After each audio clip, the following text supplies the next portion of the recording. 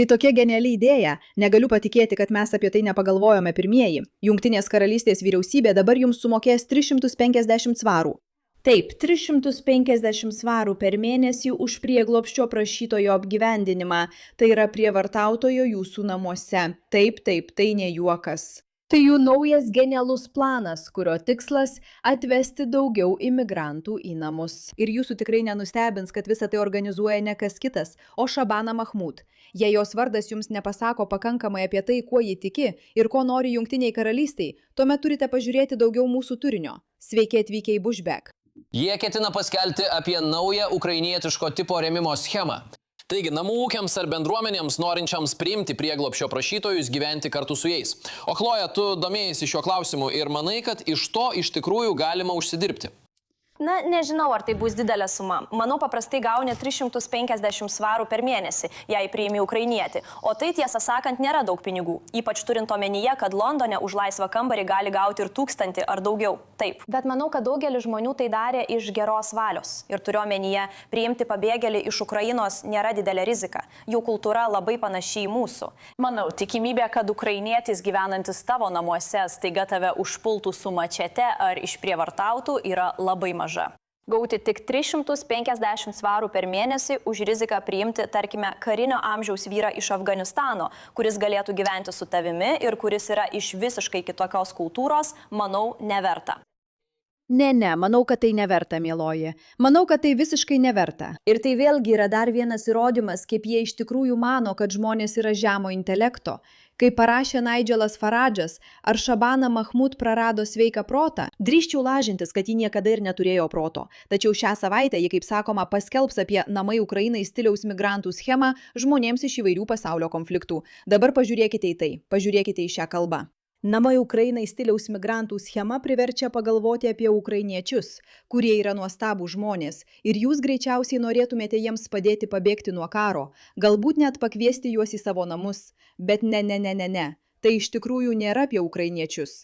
Tai yra apie migrantus iš daugybės skirtingų šalių, kaip tuoj pat pamatysime, tačiau jie verčia jūs manyti, kad tai tiesiog panašu į tai, ką jie siūlė anksčiau. Tai yra įvaizdžio kūrimo žingsnis, bet jis neatspindi realybės. Kad suprastumėte kontekstą, ta schema anksčiau priėmė daugiau nei 200 000 ukrainiečių. Kokias tautas turi omenyje Leiboristų partija? Nes manau, kad svarbu, jei ketinate tai lyginti su ukrainiečiais, kurie turi daug panašumų su žmonėmis Jungtinėje karalystėje. Jūs priimate žmonės iš Sudano.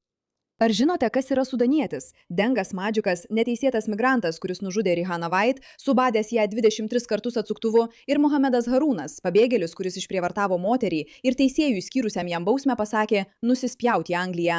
Iš tiesų, daugiau nei trečdalis sudaniečių nusikaltėlių esančių čia kalėjimuose yra nuteisti už seksualinius nusikaltimus. Vaikinai, nesijaudinkite, už 350 svarų per mėnesį galite priimti pas save žmogų iš čia.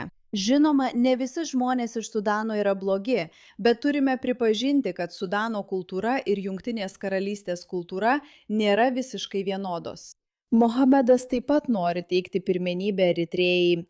Pastaraisiais metais turėjome prievartautojų ir bandžiusių žudyti iš Eritrėjos. Eritrėjiečiai čia daugiau nei 20 kartų dažniau nuteisiami už seksualinius nusikaltimus nei Didžiosios Britanijos piliečiai. Tai įdomus faktas.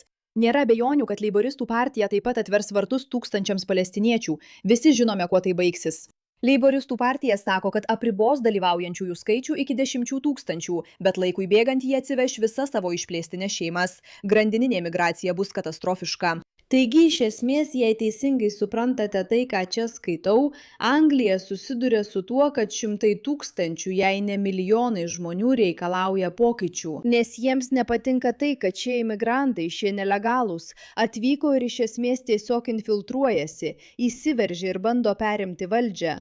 O vyriausybės atsakymas, vidaus reikalų sekretorės atsakymas yra toks. Žinote ką, kodėlgi mums neįsileidus dar daugiau šių žmonių? Bet paskatinkime juos pinigais. Daug pinigų? Ne.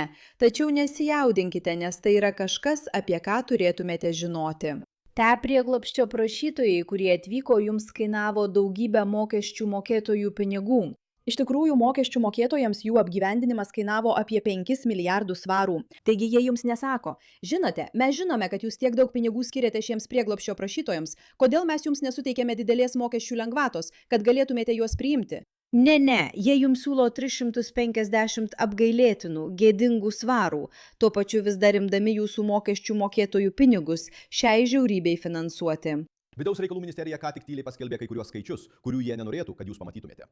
Tai rodo, kad per pastaruosius metus daugiau nei 34 000 žmonių Didžiojoje Britanijoje buvo suteiktas prieglobsčio statusas remiantis Europos žmogaus teisių konvencijos 8 straipsniu – teisė į šeimos gyvenimą.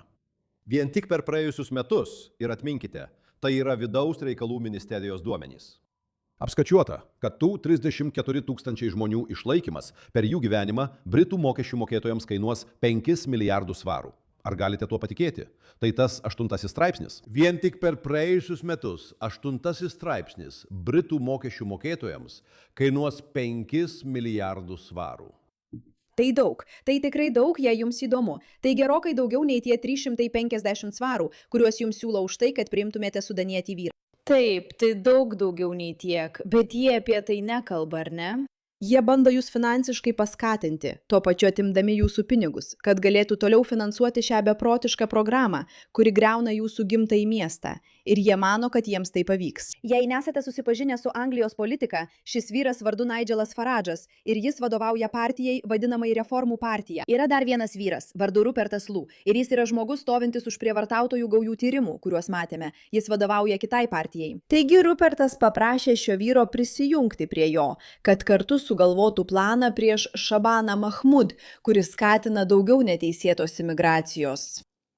Pasak Bazilio Didžiojo, Rupertas Lu dabar tiesiogiai paprašė Nigelo Farage'o dirbti kartu ir parodyti vieningą frontą prieš Shabanos Mahmud planus išplėsti teisėtos migracijos kelius visame pasaulyje. Žinoma, tai visiškai beprotiškos naujienos. O tiems, kurie nežino, kas yra Shabana Mahmud, primenu, ji yra JK vidaus reikalų ministrė. Štai ką ji mano.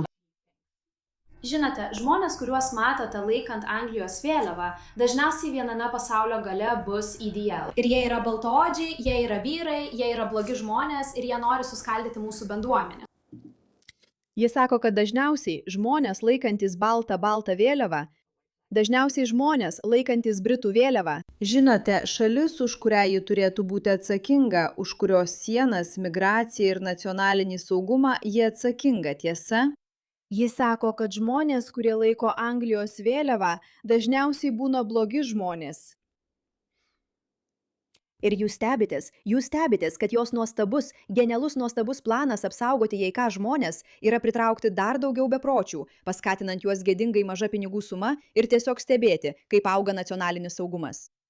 Jos vardas yra Shabana Mahmud dėl Dievo meilės. Manau, daugelis iš mūsų galėjo suprasti, kad ji neturėtų užimti pareigų susijusių su nacionaliniu saugumu Anglijoje. Tam nereikia būti genijumi, ar ne? Tam tiesiog nereikia būti genijumi. Todėl nenuostabu, kai ši asmenybė teigia, kad žmonės laikantis Anglijos vėliavas dažniausiai yra blogi baltaodžiai žmonės. Ir jis stengiasi pritraukti dar daugiau šių nelegalių imigrantų, kurie visoje Anglijoje sukelia dar daugiau saugumo problemų, prisidengdama nacionalinio saugumo apsauga. Žmonės turi geriau rinktis, ką išrenka. Ką galiu pasakyti? Ačiū už jūsų dėmesį šiam klausimui.